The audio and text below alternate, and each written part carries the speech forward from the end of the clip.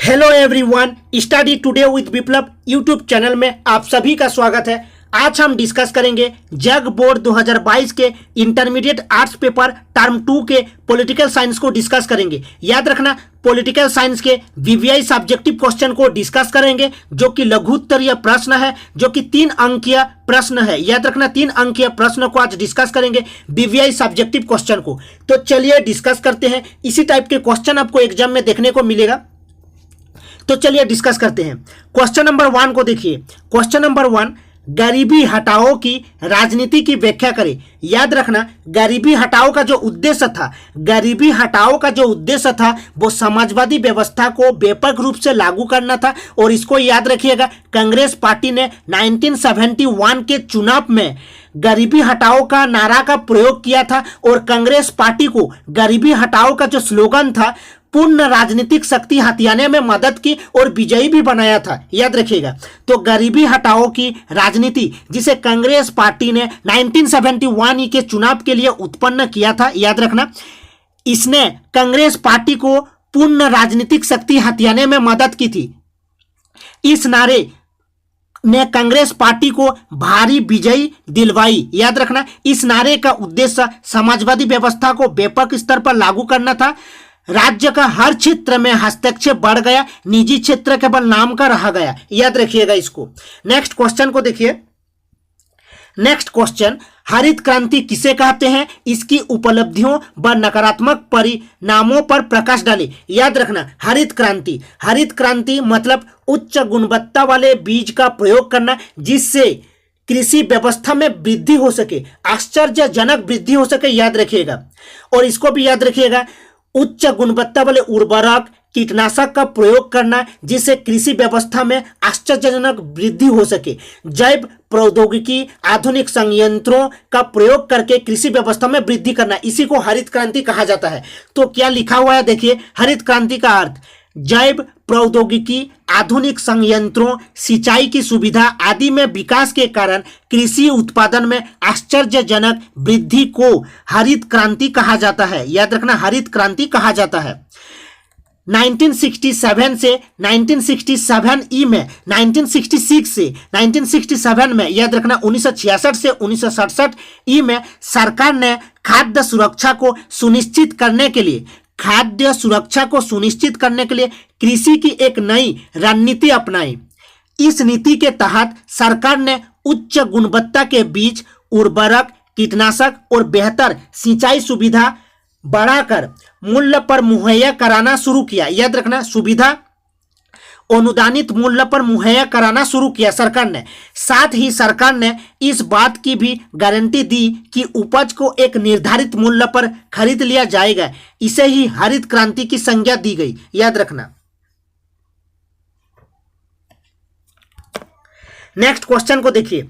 नीति आयोग के प्रमुख कार्य बताइए। नीति आयोग के प्रमुख कार्य, याद रखना, नीति आयोग राज्य के साथ निरंतर संरचनात्मक सहयोग की पहल करना। ये जो नीति आयोग का जो प्रमुख कार्य था, याद रखना इसको, नीति आयोग का जो प्रमुख कार्य था वो राज्यों के साथ निरंतर संरचनात्मक सहयोग की पहल करना। और याद रखना, तंत्र विकसित करना, एक तंत्र विकसित करना ताकि ग्रामीण स्तर पर विश्वसनीय योजना तैयार हो सके। इसको याद रखना। तो नीति आयोग के प्रमुख कार्य देखिए, राष्ट्रीय उद्देश्यों को ध्यान में रखते हुए राज्यों की सक्रिय भागीदारी के साथ राष्ट्रीय विकास की प्राथमिकताओं, क्षेत्रों तथा विकास रणनीतियों का एक साझा दृष्टिकोण विकसित करना। यही साझा दृष्टिकोण ही विकास का राष्ट्रीय एजेंडा होगा। नेक्स्ट देखिए, राज्यों के साथ निरंतर संरचनात्मक सहयोग की पहल कर सरकारी संघवाद कोऑपरेटिव फेडरलिज्म को देना। याद रखना, कोऑपरेटिव फेडरलिज्म को देना। नेक्स्ट को देखिए, लिखा हुआ है ग्रामीण स्तर पर विश्वसनीय योजना तैयार करने के लिए तंत्र विकसित करना तथा इसे निरंतर उच्च स्तर तक पहुंचाना। यह सुनिश्चित करना कि आयोग की रणनीति व कार्यों में राष्ट्रीय हितों को शामिल किया गया है। नेक्स्ट देखिए, भारत के योजना आयोग की स्थापना कब हुई थी। याद रखना, 1950 में हुआ था भारत में योजना आयोग की स्थापना, इसको याद रखिएगा। भारत में योजना आयोग की स्थापना हुआ था 15 मार्च 1950 में। और इसका प्रमुख कार्य था देश में उपलब्ध भौतिक मानव संसाधनों के आधार पर, देश में जो उपलब्ध है भौतिक मानव संसाधनों के आधार पर आर्थिक योजना का निर्माण करना, आर्थिक योजना का निर्माण करना और पंचवर्षीय योजना की रूपरेखा तैयार करना, याद रखना। नेक्स्ट को देखिए, नेक्स्ट क्वेश्चन नंबर 5 को देखिए। जन आंदोलन पर एक संक्षिप्त टिप्पणी लिखिए। जन आंदोलन, याद रखना ये जन आंदोलन क्या होता है, याद रखना जन आंदोलन, जन आंदोलन लोकतांत्रिक तरीके से चलाए जाते हैं, इसको याद रखना। जो जन आंदोलन है लोकतांत्रिक तरीके से चलाए जाते हैं और जन आंदोलन प्रेरित होता है समाज के क्षेत्रीय अथवा स्थानीय हितों, मांगों और समस्याओं से, याद रखना। जैसे चिपको आंदोलन हो गया, जन आंदोलन है जो कि सुंदरलाल बहुगुणा द्वारा चलाया गया था। चिपको आंदोलन ये एक जन आंदोलन है। नर्मदा बचाओ आंदोलन हो गया एक जन आंदोलन।